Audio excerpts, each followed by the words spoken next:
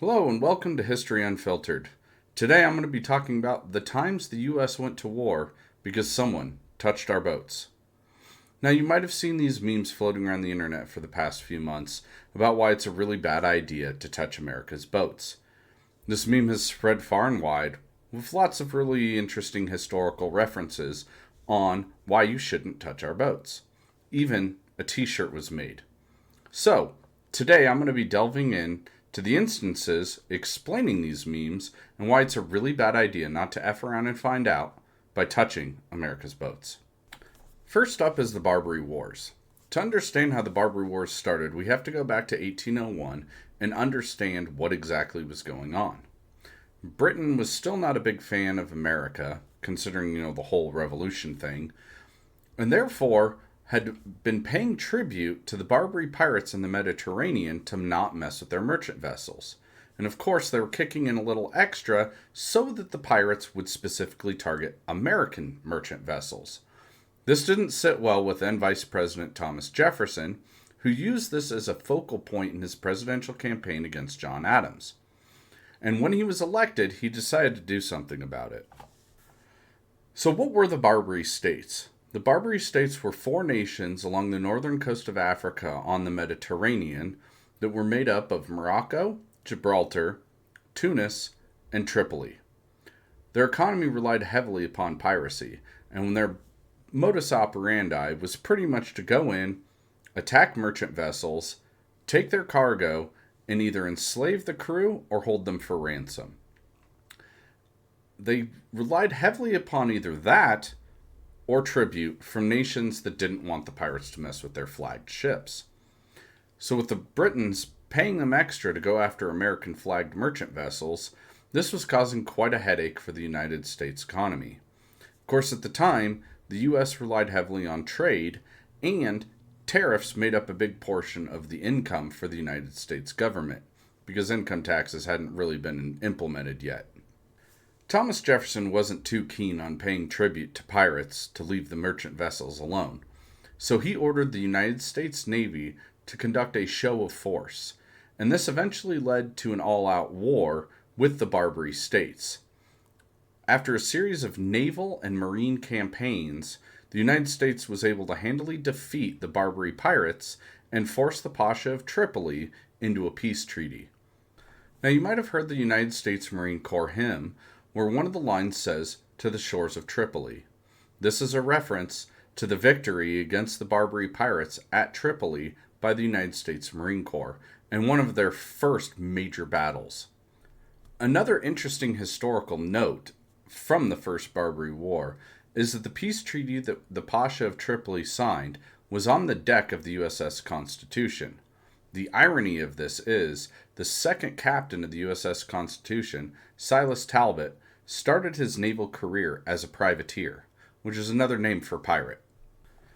Next up is the sinking of the USS Maine. On February 15th, 1898 in Havana Harbor, the first ship to bear the name of the state of Maine, a second-class battleship, was sent from Key West, Florida to protect U.S. interests during the Cuban War for Independence. It was the 15th of February where an explosion occurred on the USS Maine that killed 261 U.S. personnel.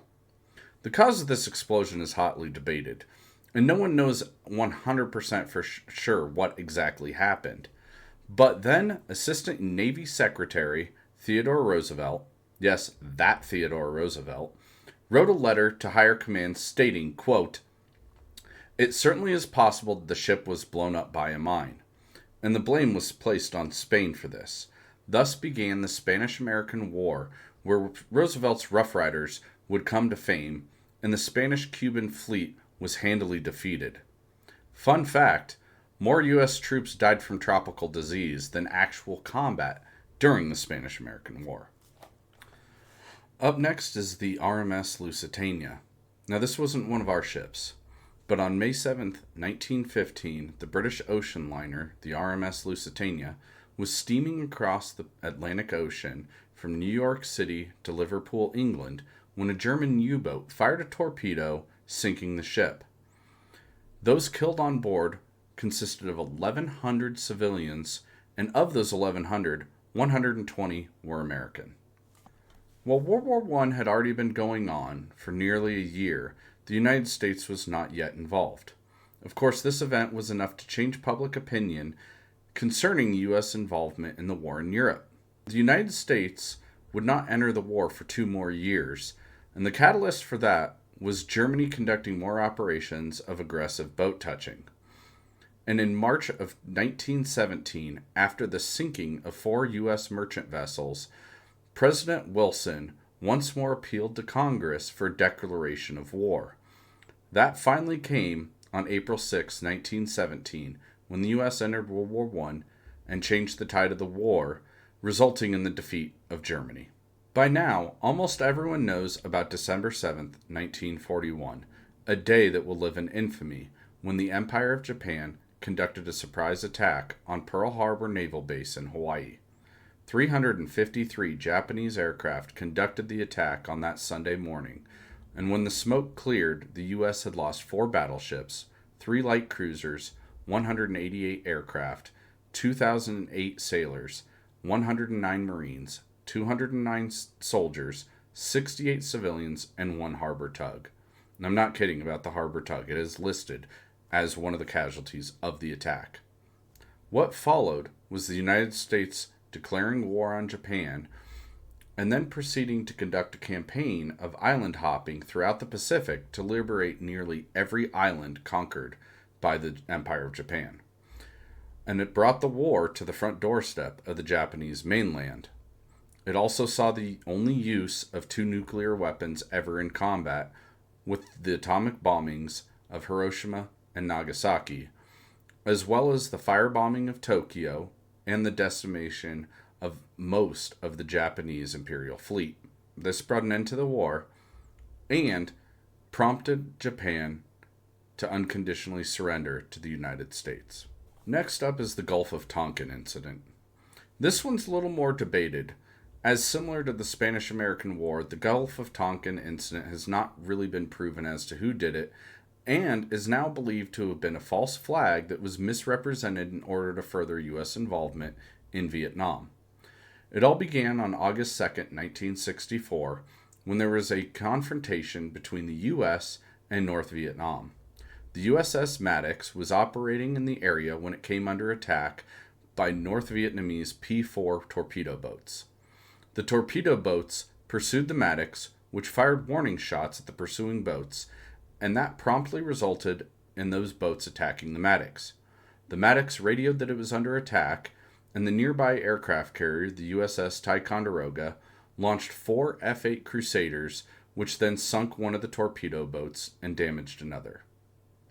But this wasn't enough to provoke the U.S. response to go to war. 2 days later, the Maddox was again in the area, and this time, bad weather and rough seas were abound. A series of communications from the Maddox claimed that they were under attack again from North Vietnamese Navy and were defending themselves.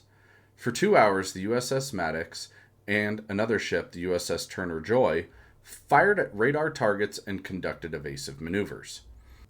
The Navy would later claim that 2 North Vietnamese torpedo boats were sunk, despite there being no evidence of any wreckage, no bodies, and no other signs of an engagement. Word of this attack reached the desk of President Johnson, and it was used as a catalyst to further involve the United States military in Vietnam. After Johnson made a public announcement that night detailing the attack, his request to have authority to respond militarily was issued. It is widely believed that the second attack in the Gulf of Tonkin incident never happened, and that the U.S. vessels were never engaged by North Vietnamese for a second time. Now, those are the 5 times that the U.S. went to war because someone touched our boats. However, there is a bonus one. This was not a war, but a military operation that was precipitated by someone touching our boats. Operation Praying Mantis. On April 14, 1988, the guided missile frigate USS Samuel B. Roberts was sailing in international waters as part of Operation Earnest Will, the operation to protect Kuwaiti oil tankers from Iranian attack during the Iran-Iraq War. The U.S. frigate struck a mine that was later discovered to be of Iranian descent, which was proven by serial numbers that were recovered and matched by those found on a seized Iranian barge a few months prior. As a result of hearing this, President Ronald Reagan ordered the United States Navy to conduct a proportional response, and what resulted was the U.S. Navy conducting a massive one-day operation in which 2 Iranian oil platforms, 3 Iranian warships, and several armed boats, as well as 2 fighter jets, were completely destroyed.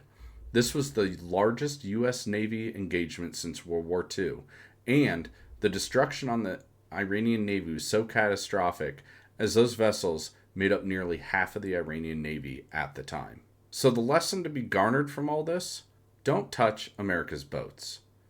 Thanks for watching, and I'll see you next time.